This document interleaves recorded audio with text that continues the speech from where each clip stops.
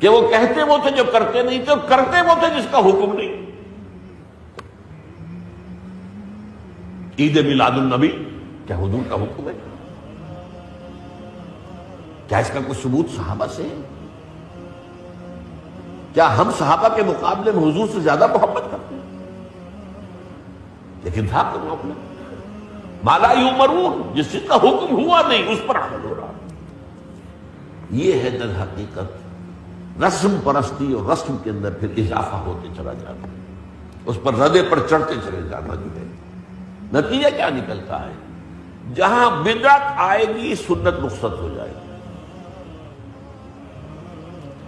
اب نماز جنازہ کی وہ اہمیت نہیں ہوگی، نہ نماز جنازہ یاد کرنی ہے، نہ دعا یاد کرنی ہے، کچھ پتہ نہیں، جا کے کھڑے ہو گئے ہیں، وضو بھی ہے کہ نہیں ہے، لیکن قرآن خوانی میں تو جانا ہی جانا ہے۔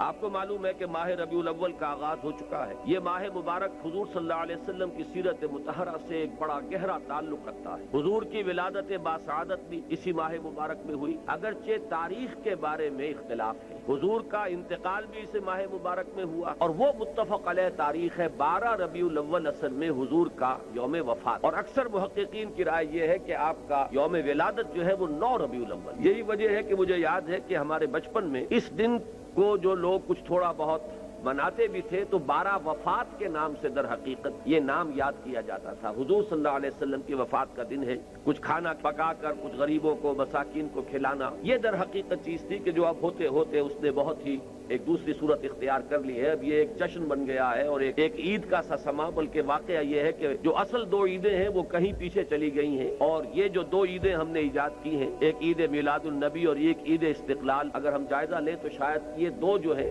یہ زیادہ فور گراؤنڈ میں آ چکی ہیں۔ لیکن یہ کہ جہاں تک آپ کی ولادت اور آپ کے وفات کا اس ماہ مبارک میں ہونا ہے وہ ثابت ہے۔ حضور کا ورود مدینہ منورہ میں بھی ماہ ربیع الاول میں ہوا ہے۔ اس پہلو سے اگر اس ماہ مبارک میں ہم سیرت النبی کے مطالعے کا ایک خاص موضوع رکھیں، کسی تاریخ کے تعین کے بغیر اس مہینے کی مناسبت سے سیرت مطہرہ پر گفتگویں ہوں، غور و فکر ہو، اور اس میں بھی عملی پہلو سامنے ہو، اتباع کا جذبہ ہو، سمجھنا سمجھانا اس لیے ہو کہ اس پر عمل کرنا ہے، تو یقیناً یہ چیز ہمارے لیے بہت مفید ہوگی، اور ہمارے بہت سے امراض کا شاید اس سے مداوع ہو سکے۔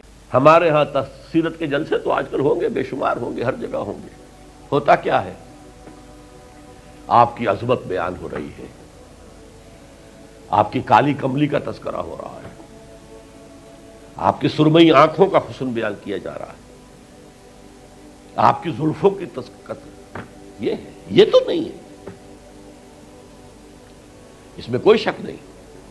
تمام انبیاء اور رسول کو جو کمالات عطا ہوئے، محمد کو وہ سب عطا ہوئے صلی اللہ علیہ وسلم۔ اس نے یوسف دم عیسیٰ ید بیضا داری آنچ خوبہ حمد آرنگ تو طلحہ داری، لیکن حضور فرماتے ہیں تمام نبیوں اور رسولوں نے جو تکالیف برداشت کی میں نے وہ سب کی سب برداشت کی۔ یہ کوئی بیان کرتا ہے؟ کیسے بیان کرے؟ اس سے تو کچھ سبق ملتا ہے کہ کچھ تو تم بھی کرو بھائی۔ یہ کہاں عاشق رسول بنے پھر رہے ہو، کہاں عید میلاد النبی بنا رہے ہو، زمین و آسمان کے کلابے اللہ سے بھی اوپر کر رہے ہو راتوں کے اندر۔ یہ نہیں ہے محمد سے نسبت اور تعلق کا معاملہ۔ اب آپ دیکھیے، جو اب واقعاتی انداز میں تو جانے کا وقت ہے نہیں نا، لیکن ایک بات آپ کو بتا دوں، دشمنوں نے اقرار کیا ہے کہ تاریخ انسانی کا عظیم ترین انقلاب محمد نے برپا کیا صلی اللہ علیہ وسلم۔ M N Roy of India, member of communist international, اس نے 1920 میں تقریر کی لاہور میں، بریڈلا ہال میں، دی ہسٹوریکل رول آف اسلام، وہ کتاب اب بھی انڈیا میں چھپتی ہے۔ اس نے کہا تاریخ انسانی کا عظیم ترین انقلاب محمد نے برپا کیا صلی اللہ علیہ وسلم۔ اور اس نے کہا یہ ندی فتوحات نہیں تھیں، فتوحات تو سکندر نے بہت کر دی تھی، اٹیلا نے بہت کر دی تھی، چنگیز نے بہت کر دی تھی، وہ بروٹ فورس تھی، وہ وحشی قوت تھی، اور محمد کی فتوحات اور ان کی امت کی فتوحات سے نئی تہذیب دنیا میں آئی، نئی روشنی دنیا میں آئی، نئے علوم ایجاد ہوئے، دنیا منور ہو گئی۔ بہت عمدہ کتاب ہے ہسٹوریکل رول آف اسلام۔ 1980 کے قریب کتاب چھپی امریکہ میں، دی 100 a selection and gradation of the 100 most influential personalities of human history. تاریخ انسانی کا دھارا بہتا ہے، ہم بھی اس میں بہ رہے ہیں، جدھر بہ رہا ہے ہم بھی بہ رہے ہیں، چلو تم ادھر کو ہواؤ جدھر کی۔ کچھ لوگ ایسے ہوتے ہیں کہ جو دھارے کا رخ بدلتے ہیں، بہنے والے تو سب ہیں، لیکن اس دھارے کے رخ کو بدلنے والا کوئی ہوتا ہے۔ تو ڈاکٹر مائیکل ہارٹ نے پہلے 100 آدمیوں کا انتخاب کر لیا جنہوں نے تاریخ کے دھارے کا رخ موڑا ہے، سلیکشن، پھر گریڈیشن۔ ان میں سب سے زیادہ جس نے موڑا ہے، جس سے سب سے زیادہ مؤثر ہوا، وہ کون؟ نمبر 1، پھر نمبر 2، پھر نمبر 3، 100 تک چلا گیا۔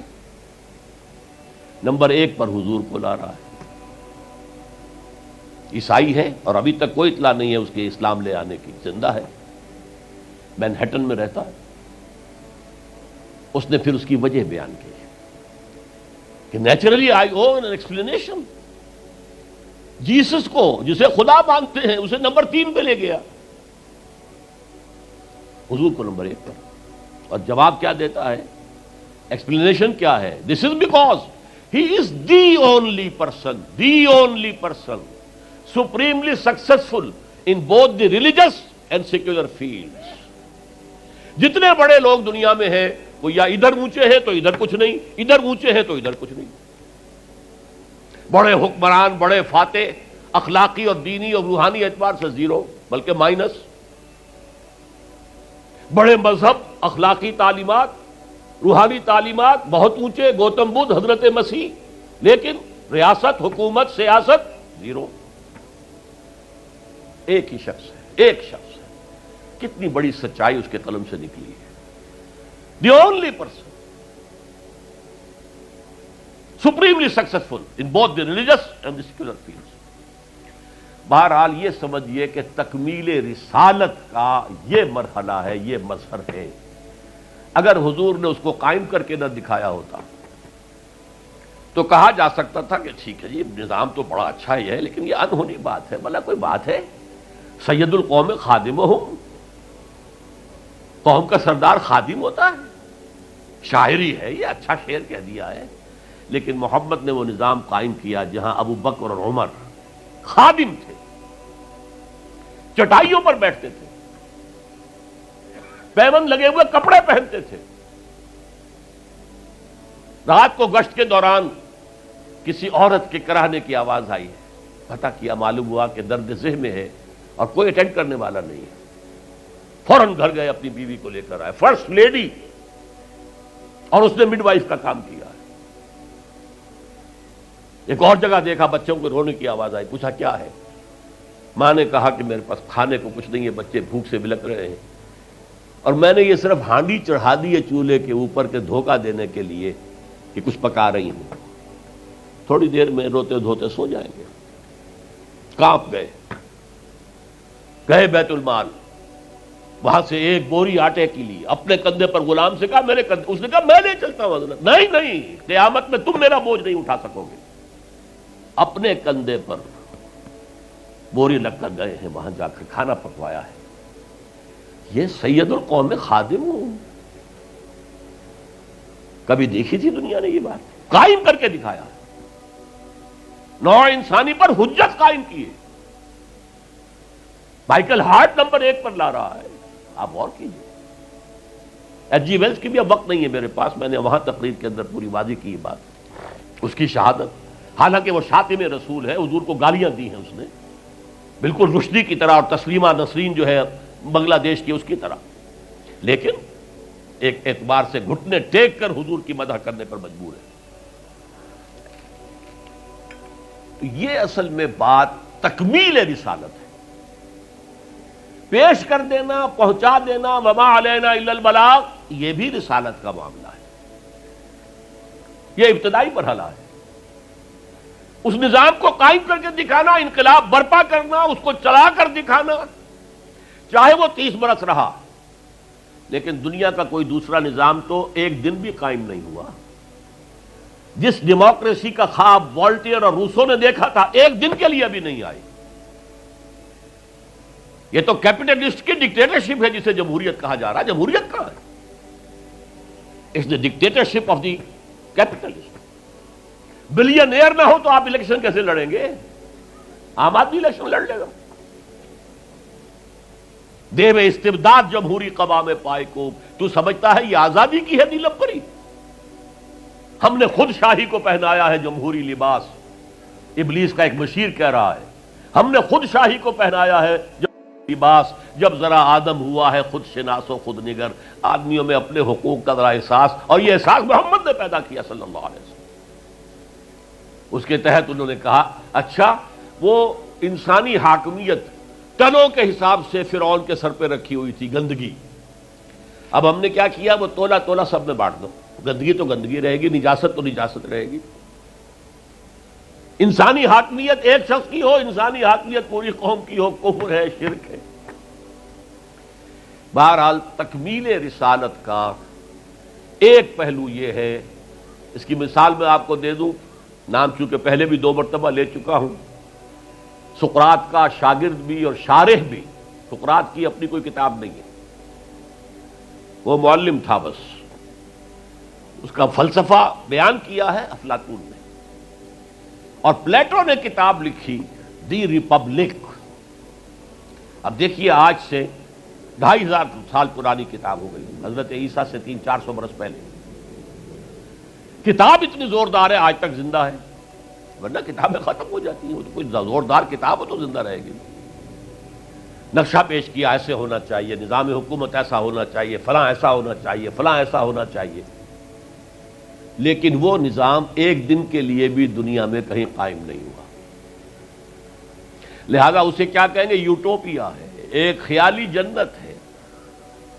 حضور نے بھی خیالی جنت پیش کر دی ہوتی، قائم کر کے نہ دکھاتے تو وہ حجت نہیں بن سکتی نوع انسانی. تکمیل رسالت نہ حضرت ابراہیم کے ہاتھوں کہیں نظام قائم ہوا، حالانکہ ابو الانبیاء، خلیل اللہ، امام الناس، انی جاعلک للناس اماما واتخذ اللہ ابراہیم خلیلا، نظام تو نہیں بنا. نہ موسیٰ کے ہاتھوں نہ عیسیٰ کے ہاتھوں علیہ الصلوۃ والسلام. یہ صرف محمد الرسول اللہ صلی اللہ علیہ وسلم کا مقام ہے کہ آپ نے ایک عظیم انقلابی جد و جہد. میری کتاب لے کر پڑھ لیجئے اگر تقریریں نہ سنی ہو، تقریروں میں مختصر مفصل منہج انقلاب نبوی، اتنا عظیم کارنامہ، عظیم ترین انقلاب جو برپا کیا 23 برس کے اندر حضور نے. اس کے منہج کیا تھا، منہاج کیا تھا، طریقہ کار کیا تھا، اسے سمجھیے. منہج انقلاب نبوی میری کتاب ہے، 400 صفحے. سیرت کا انالیسس ہے، سیرت کا 6 steps of revolutionary process as deduced from the سیرہ of the prophet. اس کو فلسفہ سیرت کہیں گے ہم. تو پڑھیے اس کتاب.